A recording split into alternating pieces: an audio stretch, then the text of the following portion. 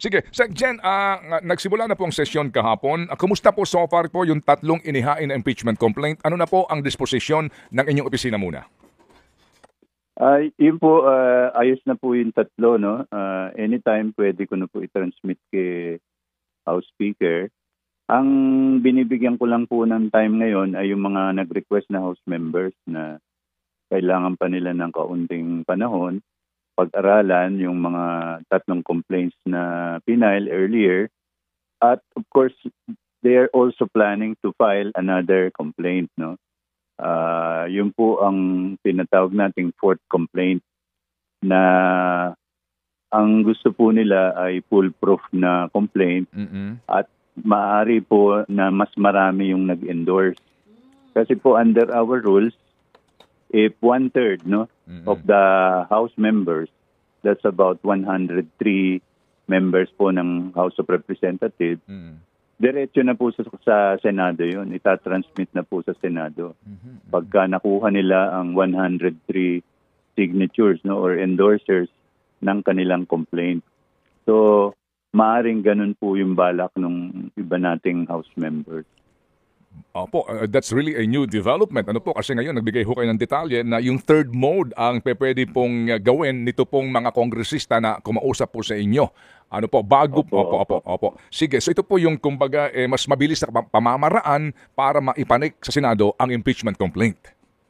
Opo, kasi the moment nag-submit po sa akin ng complaint, tapos be-verify po natin individually yung nakapirma or nag-endorse na House members, pwede na po ang magdesisyon ng plenary na idiretso na yun sa Senate po. Wala na pong referral sa Committee on Rules and then Committee on Justice, which will really take time. Opo, para po mas maintindihan po ng ating mga kababayan, dito po yung third mode na pinag-uusapan natin na Sec Gen. So sa pangangala po nila ng endorsement, at makakuha nga po sila ng 1/3, o 1/3 sa kabuuang miyembro ng Kamara, ito po ay manifestasyon na hindi na rin po kinakailangan pang idaan sa inyo o sa tanggapan ng Speaker, kung hindi dadalhin na lang po sa plenaryo para sa kanya pong ratifikasyon. Ganun po ba yon?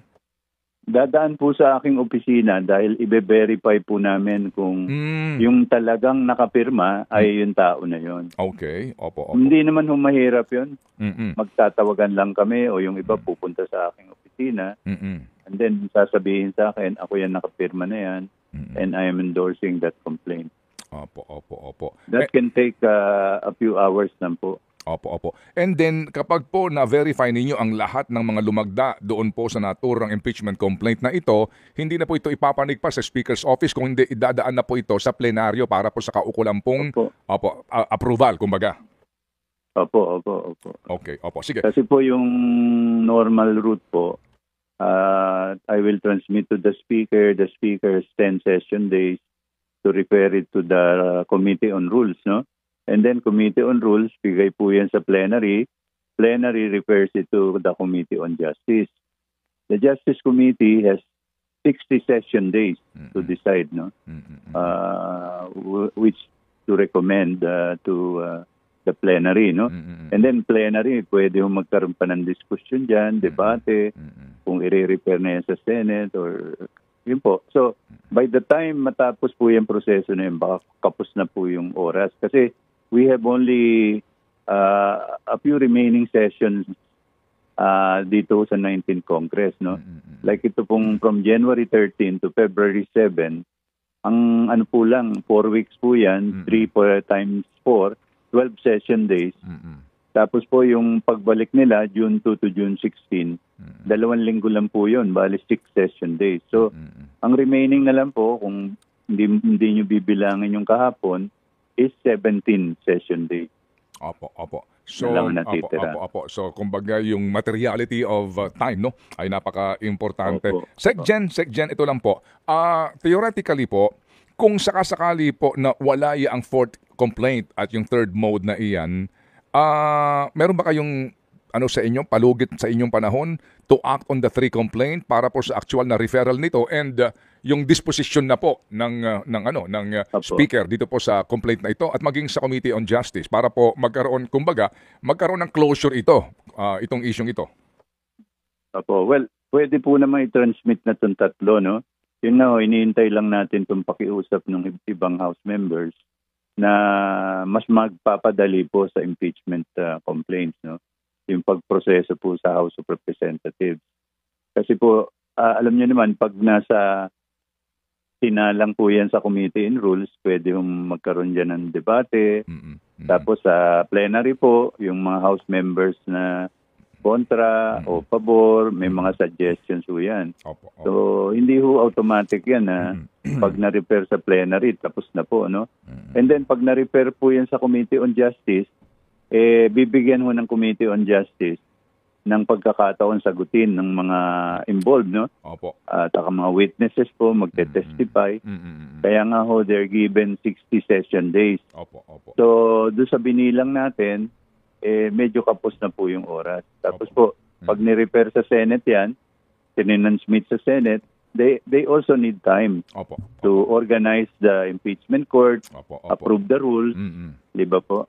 So, yun yung yun yung time frame na yon, parang mahirap mangyari dito sa 19th Congress, which will officially end by June 30, no? Last day ng mandate nila po ng 19th Congress. Sige po. Sec Gen, kung mamarapatin po ninyo, tama ho ba ang bilang ko dito? 105 yung 1/3 sa kasalukuyan po members ng House? 105? Ang bilang po namin is 102 point something. So, ni-round up namin po 103. Okay, sige po. Yan ho bang 103 na yan? Again, kung mamarapatin po ninyo, meron po bang ngayon bilang na? Meron na ba kayong hawak na bilang? Ilang kongresista itong nakikiusap po sa inyo na pwede po mangalap po ng 103 na lagda? Meron na bang bilang ngayon? Well, ang nasabi ko po earlier, mga 10 to 12 silang nakikiusap sa akin. And I expect more House members to talk with me about this, no, in the coming days, no. So, yun po ang kailangan po namin pagbigyan yung mga House members na merong naiisip na mas magandang paraan para mapabilis po yung impeachment case. Yun ho bang 10 to 12 na yan, sila ho ba'y members ng minority or majority? Both po, both. Okay. And, both minority and majority. Sir Sec Gen, pinag-uusapan ho ba ninyo ni Speaker ito pong naging rally ng peace rally ng INC at nananawagan nga po pareho po ni Pangulong Marcos na wag nang magkaroon ng impeachment proceedings? Hindi ho kami pa nakapag-usap tungkol dyan because alam niyo naman may session ho kami kahapon. But namo-monitor naman namin, no, na sinasabi nila it's non-political daw at gusto na nilang magkaisa, no.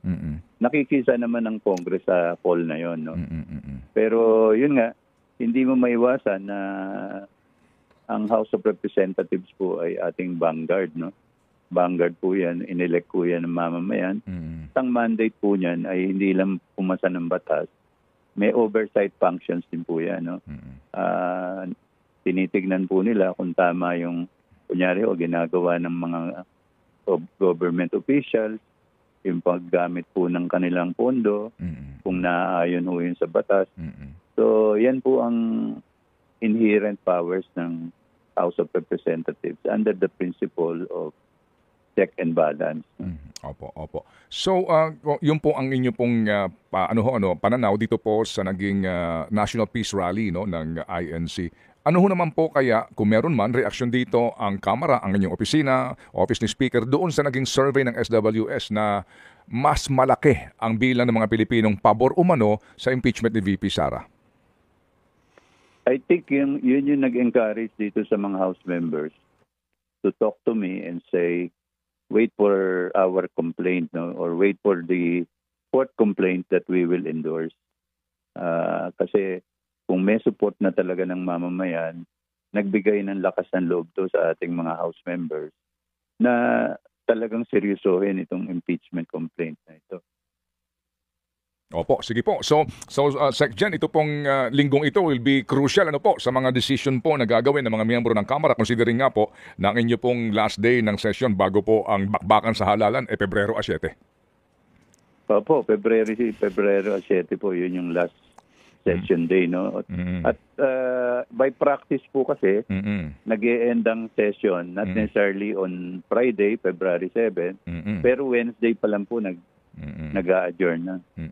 Oo nga po. Kasi po yun din po nga ang actually schedule po ng ng plenary session, no? Monday to Wednesday. Opo. Sige po. So Wednesday only. Opo. Sec Jen, kami po yung muling tatawag dito po sa napaka-importanteng isyung pambayan na ito. Opo, anytime po. Anytime po.